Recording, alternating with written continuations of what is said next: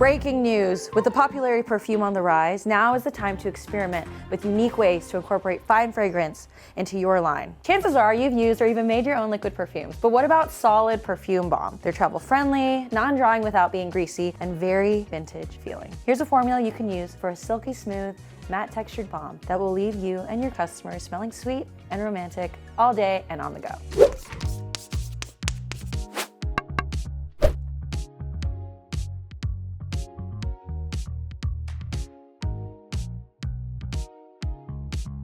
If you're used to making liquid-based perfumes, seeing the ingredient list for my perfume balm might make you think you'll have to do a ton of extra work. But it's actually surprisingly easy, and each ingredient contributes to the final product's luxurious feeling. Many perfume balm recipes utilize beeswax as the main ingredient to make the product solid. Our formula contains a mix of emollients, esters, and liquid oils, so it leaves a silky, matte feeling on the skin without any waxy residue. In a beaker, combine the stearic acid, cetyl alcohol, and the glycerol caprolate caprate. These solid ingredients will make the balm solid so it can be applied with a swipe of the finger. Add in the fractionated coconut oil and the jojoba oil and place the beaker into a double boiler. Stir a bit while everything melts down to ensure the solid ingredients blend fully into the mixture. When all the ingredients are liquefied, remove the beaker from the double boiler and let the temperature drop to about 140 degrees Fahrenheit. Now you can stir in the isopropyl myristate, fragrance oil, and vitamin E tocopherols. Isopropyl myristate, or IPM, helps reduce how greasy oil and wax-based products feel on the skin. Vitamin E oil protects against oxidation. And of course, the star of the show,